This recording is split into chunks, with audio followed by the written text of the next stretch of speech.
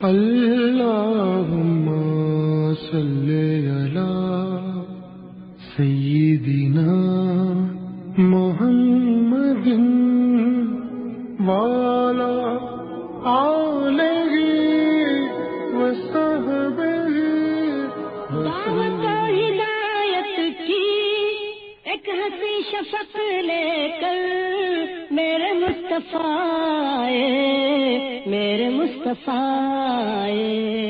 کفر کے اندھیروں میں نور کا طبق لے کر میرے مصطفیٰ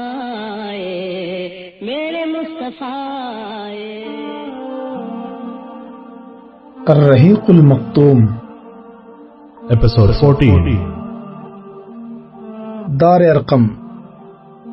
یہ مکان سرکشوں کی نگاہوں اور ان کی مجلسوں سے دور کوہ صفا کے دامن میں الگ تھلگ واقع تھا۔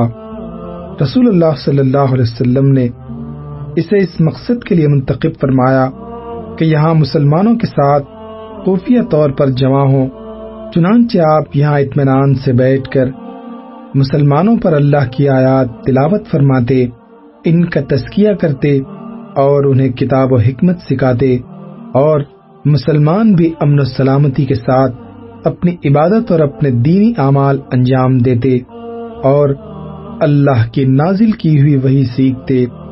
جو آدمی اسلام لانا چاہتا وہ بھی یہاں آ کر خاموشی سے مسلمان ہو جاتا۔ ظلم و انتقام پر اترے ہوئے سرکشوں کو اس کی خبر نہ ہوتی۔ یہ بات یقینی ہے کہ اگر رسول اللہ صلی اللہ علیہ وسلم اس کے بجائے مسلمانوں کے ساتھ کھلم کھلا اکٹھا ہوتے تو مشرکین اپنی پوری قوت و شدت کے ساتھ اس بات کی کوشش کرتے کہ آپ تزکیہ نفس اور تعلیم و کتاب و سنت کا جو کام کرنا چاہتے ہیں اسے نہ ہونے دیں۔ اس کے نتیجے میں فریقین کے درمیان تصادم ہو سکتا تھا، بلکہ عملاً ایسا ہو بھی چکا تھا۔ چنانچہ ابن ساخ کا بیان ہے کہ رسول اللہ کے صحابہ اکرام گھاٹیوں میں اکٹھے ہو کر نماز پڑھا کرتے تھے۔ ایک بار کفار قریش کے کچھ لوگوں نے دیکھ لیا تو گالم گلوچ اور لڑائی جھگڑے پر اتر آئے۔ جواباً حضرت سعد بن ابی وقاص نے ایک شخص کو ایسی ضرب لگائی کہ اس کا خون بہہ پڑا، اور یہ پہلا خون تھا جو اسلام میں بہایا گیا۔ معلوم ہے کہ اس طرح کا ٹکراؤ بار بار ہوتا اور طول پکڑ جاتا تو مسلمانوں کے خاتمے کی نوبت آ سکتی تھی۔ لہذا حکمت کا تقاضا یہی تھا کہ کام پس پردہ کیا جائے۔ چنانچہ عام صحابہ کرام اپنا اسلام، اپنی عبادت، اپنی تبلیغ اور اپنے باہمی اجتماعات سب کچھ پس پردہ کرتے۔ البتہ رسول اللہ صلی اللہ علیہ وسلم تبلیغ کا کام بھی مشرکین کے روبرو کھلم کھلا انجام دیتے تھے، اور عبادت کا کام بھی کوئی چیز آپ کو اس سے روک نہیں سکتی تھی۔ تاہم آپ بھی مسلمانوں کے ساتھ خود ان کی مصلحت کے پیش نظر خفیہ طور سے جمع ہوتے تھے۔ ادھر ارقم بن ابی الارقم مخزومی کا مکان کوہ صفا پر سرکشوں کی نگاہوں اور ان کی مجلسوں سے دور الگ تھلگ واقع تھا۔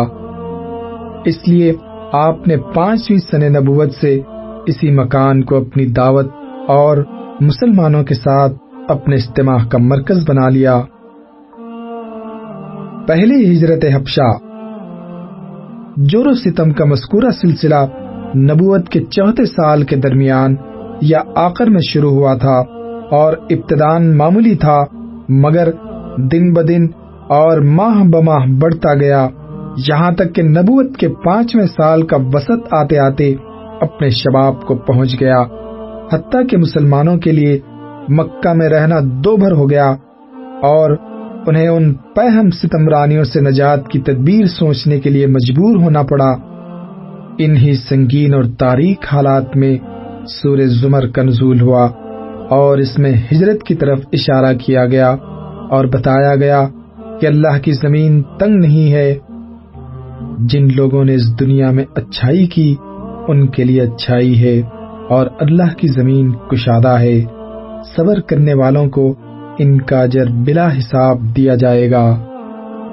ادھر رسول اللہ صلی اللہ علیہ وسلم کو معلوم تھا کہ اسہمہ نجاشی شاہ حبش ایک عادل بادشاہ ہے، وہاں کسی پر ظلم نہیں ہوتا، اسی لیے آپ صلی اللہ علیہ وسلم نے مسلمانوں کو حکم دیا کہ وہ فتنوں سے اپنے دین کی حفاظت کے لیے حبشہ ہجرت کر جائیں۔ اس کے بعد ایک طے شدہ پروگرام کے مطابق رجب 5 نبوی میں صحابہ کرام کے پہلے گروہ نے حبشہ کی جانب ہجرت کی۔ اس گروہ میں 12 مرد اور 4 عورتیں تھیں۔ حضرت عثمان بن عفان ان کے امیر تھے اور ان کے ہمراہ رسول اللہ صلی اللہ علیہ وسلم کی صاحبزادی حضرت رقیہ بھی تھیں۔ رسول اللہ نے ان کے بارے میں فرمایا کہ حضرت ابراہیم اور حضرت لوط علیہ السلام کے بعد یہ پہلا گھرانہ ہے جس نے اللہ کی راہ میں ہجرت کی۔ یہ لوگ رات کی تاریکی میں چپکے سے نکل کر اپنی نئی منزل کی جانب روانہ ہوئے۔ رازداری کا مقصد یہ تھا کہ قریش کو اس کا علم نہ ہو سکے۔ رخ بحر احمر کی بندرگاہ شعیبہ کی جانب تھا۔ خوش قسمتی سے وہاں 2 تجارتی کشتیاں موجود تھیں جو انہیں اپنے دامن عافیت میں لے کر سمندر پار حبشہ لے چلی۔ قریش کو کسی قدر بعد میں ان کی روانگی کا علم ہو سکا، تاہم انہوں نے پیچھا کیا اور ساحل تک پہنچے، لیکن صحابہ کرام آگے جا چکے تھے، اسی لیے نامراد واپس آئے۔ ادھر مسلمانوں نے حبشہ پہنچ کر بڑے چین کا سانس لیا۔ مسلمانوں کے ساتھ مشرکین کا سجدہ اور مہاجرین کی واپسی۔ لیکن اسی سال رمضان شریف میں یہ واقعہ پیش آیا کہ نبی صلی اللہ علیہ وسلم ایک بار حرم تشریف لے گئے۔ وہاں قریش کا بہت بڑا مجموعہ تھا، ان کے سردار اور بڑے بڑے لوگ جمع تھے۔ آپ نے ایک دم اچانک کھڑے ہو کر سورہ نجم کی تلاوت شروع کر دی۔ ان کفار نے اس سے پہلے عموماً قرآن سنا نہ تھا، کیونکہ ان کا دائمی وتیرہ قرآن کے الفاظ میں یہ تھا: اس قرآن کو مت سنو اور اس میں خلل ڈالو، ادھم مچاؤ تاکہ تم غالب رہو۔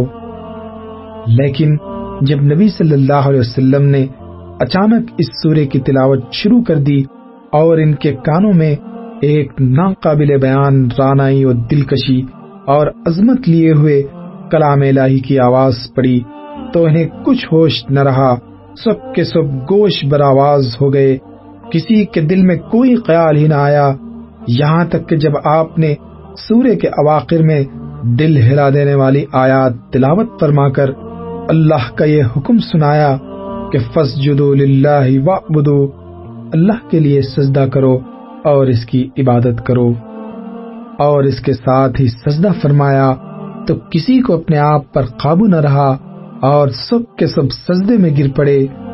حقیقت یہ ہے کہ اس موقع پر حق کی رانائی اور جلال نے متکبرین و مستہزئین کی ہٹ درمی کا پردہ چاک کر دیا تھا، اس لیے انہیں اپنے آپ پر قابو نہ رہ گیا اور وہ بے اختیار سجدے میں گر پڑے۔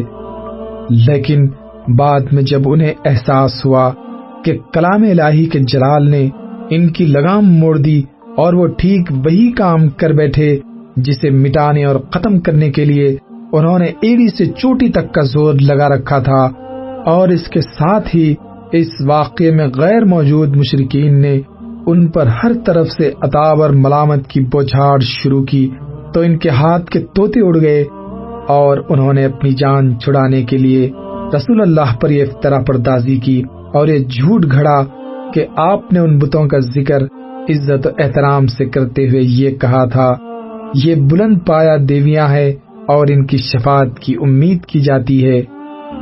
حالانکہ یہ صریح جھوٹ تھا جو محض اس لیے گھڑ لیا گیا تھا تاکہ نبی صلی اللہ علیہ وسلم کے ساتھ سجدہ کرنے کی جو غلطی ہو گئی ہے اس کے لیے ایک معقول عذر پیش کیا جا سکے، اور ظاہر ہے کہ جو لوگ نبی صلی اللہ علیہ وسلم پر ہمیشہ جھوٹ گھڑتے اور آپ کے خلاف ہمیشہ دسیسہ کاری اور افترا پردازی کرتے رہے تھے، وہ اپنا دامن بچانے کے لیے اس طرح کا جھوٹ کیوں نہ گھڑتے۔ بہرحال مشرکین کے سجدہ کرنے کے اس واقعے کی خبر حبشہ کے مہاجرین کو بھی معلوم ہوئی، لیکن اپنی اصل صورت سے بالکل ہٹ کر، یعنی انہیں یہ معلوم ہوا کہ قریش مسلمان ہو گئے، چنانچہ انہوں نے ماہ شوال میں مکہ واپسی کی راہ لی۔ لیکن جب اتنے قریب آ گئے کہ مکہ ایک دن سے بھی کم فاصلے پر رہ گیا تو حقیقت حال آشکار ہوئی۔ اس کے بعد کچھ لوگ تو سیدھے حبشہ پلٹ گئے اور کچھ لوگ چھپ چھپا کر یا قریش کے کسی آدمی کی پناہ لے کر مکے میں داخل ہوئے۔ دوسری ہجرت حبشہ۔ اس کے بعد ان مہاجرین پر خصوصاً اور مسلمانوں پر عموماً قریش کا ظلم و تشدد، جور و ستم اور بڑھ گیا، اور ان کے خاندان والوں نے انہیں خوب ستایا، کیونکہ قریش کو ان کے ساتھ نجاشی کے حسن سلوک کی خبر جو ملی تھی، اس پر وہ نہایت چیں بجبیں تھے۔ ناچار رسول اللہ نے صحابہ کرام کو پھر ہجرت حبشہ کا مشورہ دیا، لیکن دوسری ہجرت پہلی ہجرت کے بمقابل اپنے دامن میں زیادہ مشکلات لیے ہوئے تھی، کیونکہ اب کی بار قریش پہلے سے ہی چوکنا تھے اور ایسی کسی کوشش کو ناکام بنانے کا تہیہ کیے ہوئے تھے، لیکن مسلمان ان سے کہیں زیادہ مستعد ثابت ہوئے اور اللہ نے ان کے لیے سفر آسان بنا دیا۔ چنانچہ وہ قریش کی گرفت میں آنے سے پہلے ہی شاہ حبش کے پاس پہنچ گئے۔ اس دفعہ کل 82 یا 83 مردوں نے ہجرت کی اور 18 یا 19 عورتوں نے۔ مہاجرین حبشہ کے خلاف قریش کی سازش۔ مشرکین کو سخت قلق تھا کہ مسلمان اپنی جان اور اپنا دین بچا کر ایک پرامن جگہ بھاگ گئے، لہذا انہوں نے عمر بن عاص اور عبداللہ بن ربیعہ کو، جو گہری سوجھ بوجھ کے مالک تھے اور ابھی مسلمان نہیں ہوئے تھے، ایک اہم سفارتی مہم کے لیے منتخب کیا اور ان دونوں کو نجاشی اور بطریقوں کی خدمت میں پیش کرنے کے لیے بہترین تحفے اور ہدیے دے کر حبش روانہ کیا۔ ان دونوں نے پہلے حبش پہنچ کر بطریقوں کو تحائف پیش کیے، پھر انہیں اپنے ان دلائل سے آگاہ کیا جن کی بنیاد پر وہ مسلمانوں کو حبش سے نکلوانا چاہتے تھے۔ جب بطریقوں نے اس بات سے اتفاق کر لیا کہ وہ نجاشی کو مسلمانوں کے نکال دینے کا مشورہ دیں گے، تو یہ دونوں نجاشی کے حضور حاضر ہوئے اور تحفے پیش کر کے اپنا مدعا عرض کیا۔ کہا، اے بادشاہ، آپ کے ملک میں ہمارے کچھ ناسمجھ نوجوان بھاگ آئے ہیں، انہوں نے اپنی قوم کا دین چھوڑ دیا ہے، لیکن آپ کے دین میں بھی داخل نہیں ہوئے، بلکہ یہ ایک نیا دین ایجاد کیا ہے جسے نہ ہم جانتے ہیں نہ آپ۔ ہمیں آپ کی خدمت میں انہی کی بابت ان کے والدین، چچاؤں اور کنبے قبیلے کے عمائدین نے بھیجا ہے۔ مقصد یہ ہے کہ آپ انہیں ان کے پاس واپس بھیج دیں، کیونکہ وہ لوگ ان پر سب سے اونچی نگاہ رکھتے ہیں اور ان کی قامی اور عطاب کے اسباب کو بہتر طور پر سمجھتے ہیں۔ جب یہ دونوں اپنا مدعا عرض کر چکے تو بطریقوں نے کہا، بادشاہ سلامت، یہ دونوں ٹھیک ہی کہہ رہے ہیں، آپ ان جوانوں کو ان کے حوالے کر دیں، یہ دونوں انہیں ان کی قوم اور ان کے ملک میں واپس پہنچا دیں گے۔ لیکن نجاشی نے سوچا کہ اس قضیے کو گہرائی سے کھنگالنا اور اس کے تمام پہلوؤں کو سننا ضروری ہے، چنانچہ اس نے مسلمانوں کو بلا بھیجا۔ مسلمان یہ تہیہ کر کے اس کے دربار میں آئے کہ ہم سچ ہی بولیں گے، خواہ نتیجہ کچھ بھی ہو۔ جب مسلمان آ گئے تو نجاشی نے پوچھا، یہ کون سا دین ہے جس کی بنیاد پر تم نے اپنی قوم سے علیحدگی اختیار کر لی ہے، لیکن میرے دین میں بھی داخل نہیں ہوئے اور نہ ان ملتوں ہی میں سے کسی کے دین میں داخل ہوئے ہو؟ مسلمانوں کے ترجمان حضرت جعفر بن ابی طالب نے کہا، اے بادشاہ، ہم ایسے قوم تھے جو جاہلیت میں مبتلا تھے، ہم بت پوجتے تھے، مردار کھاتے تھے، بدکاریاں کرتے تھے، قرابت داروں سے تعلق توڑتے تھے، ہمسایوں سے بدسلوکی کرتے تھے، اور ہم میں سے طاقتور کمزور کو کھا رہا تھا۔ ہم اسی حالت میں تھے کہ اللہ نے ہم ہی میں سے ایک رسول بھیجا، اس کی اعلیٰ نسبی، سچائی، امانت اور پاک دامنی ہمیں پہلے سے معلوم تھی۔ اس نے ہمیں اللہ کی طرف بلایا اور سمجھایا کہ ہم صرف ایک اللہ کو مانیں اور اسی کی عبادت کریں، اور اس کے سوا جن پتھروں اور بتوں کو ہمارے باپ دادا پوجتے تھے انہیں چھوڑ دیں۔ اس نے ہمیں سچ بولنے، امانت ادا کرنے، قرابت جوڑنے، پڑوسی سے اچھا سلوک کرنے اور حرام کاری و خونریزی سے باز رہنے کا حکم دیا، اور فواحش میں ملوث ہونے، جھوٹ بولنے، یتیم کا مال کھانے اور پاک دامن عورت پر جھوٹی تہمت لگانے سے منع کیا۔ اس نے ہمیں یہ بھی حکم دیا کہ ہم صرف اللہ کی عبادت کریں، اس کے ساتھ کسی کو شریک نہ کریں۔ اس نے ہمیں نماز، روزہ اور زکوٰۃ کا حکم دیا۔ اسی طرح حضرت جعفر نے اسلام کے کام گنائے، پھر کہا ہم نے اس پیغمبر کو سچا مانا، اس پر ایمان لائے اور اس کے لائے ہوئے دین الہی میں اس کی پیروی کی۔ چنانچہ ہم نے صرف اللہ کی عبادت کی، اس کے ساتھ کسی کو شریک نہیں کیا، اور جن باتوں کو اس پیغمبر نے حرام بتایا انہیں حرام مانا، اور جن کو حلال بتایا انہیں حلال جانا۔ اس پر ہماری قوم ہم سے بگڑ گئی، اس نے ہم پر ظلم و ستم کیا اور ہمیں ہمارے دین سے پھیرنے کے لیے فتنے اور سزاؤں سے دوچار کیا، تاکہ ہم اللہ کی عبادت چھوڑ کر بت پرستی کی طرف پلٹ جائیں، اور جن گندی چیزوں کو حلال سمجھتے تھے انہیں پھر حلال سمجھنے لگے۔ جب انہوں نے ہم پر بہت قہر و ظلم کیا، زمین تنگ کر دی اور ہمارے دین کے درمیان روک بن کر کھڑے ہو گئے، تو ہم نے آپ کے ملک کی راہ لی اور دوسروں پر آپ کو ترجیح دیتے ہوئے آپ کی پناہ میں رہنا پسند کیا، اور یہ امید کی کہ اے بادشاہ آپ کے پاس ہم پر ظلم نہیں کیا جائے گا۔ نجاشی نے کہا وہ پیغمبر جو کچھ لائے ہیں اس میں سے کچھ تمہارے پاس ہے؟ حضرت جعفر نے کہا ہاں۔ نجاشی نے کہا ذرا مجھے بھی پڑھ کر سناؤ۔ حضرت جعفر نے سورہ مریم کی ابتدائی آیات تلاوت فرمائی۔ نجاشی اس قدر رویا کہ اس کی داڑھی تر ہو گئی۔ نجاشی کے تمام اسقف بھی حضرت جعفر کی تلاوت سن کر اس قدر روئے کہ ان کے صحیفے تر ہو گئے۔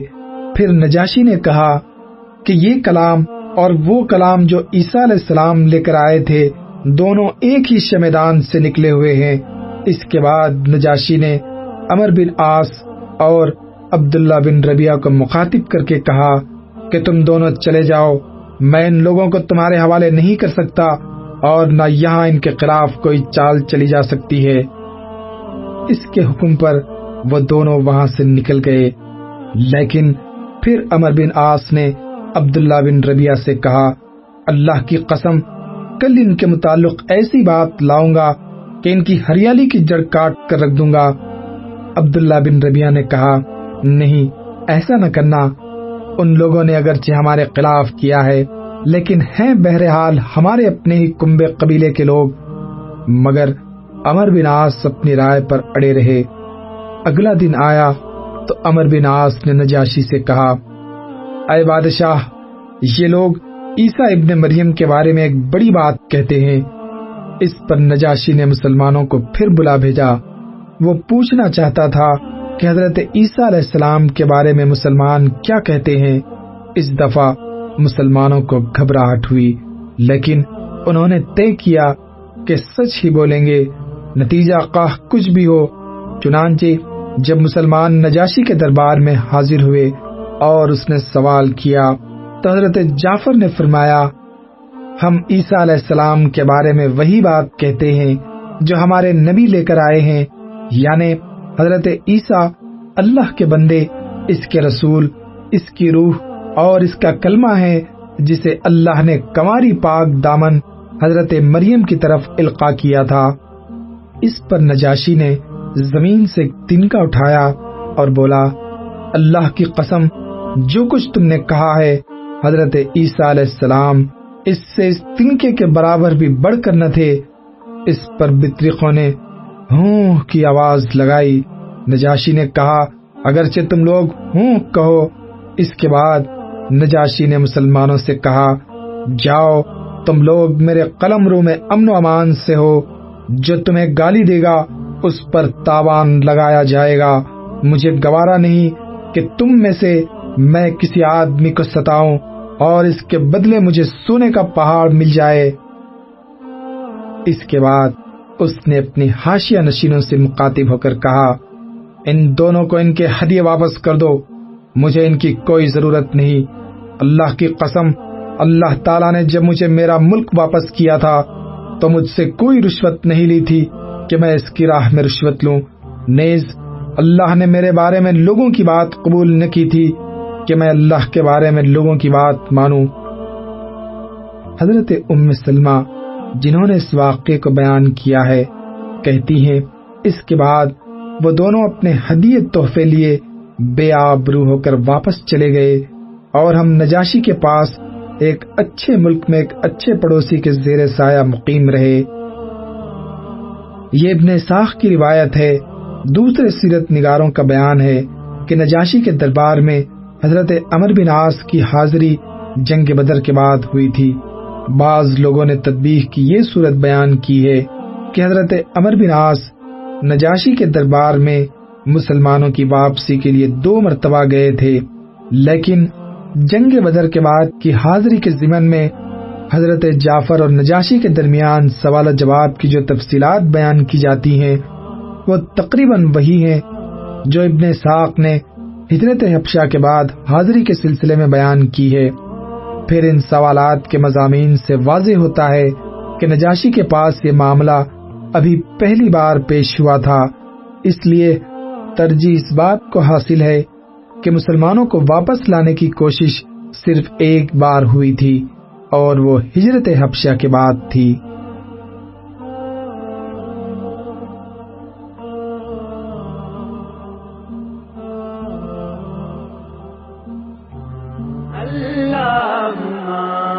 صلی علی محمد وعلی آلہ وصحبہ وسلم۔ اللہ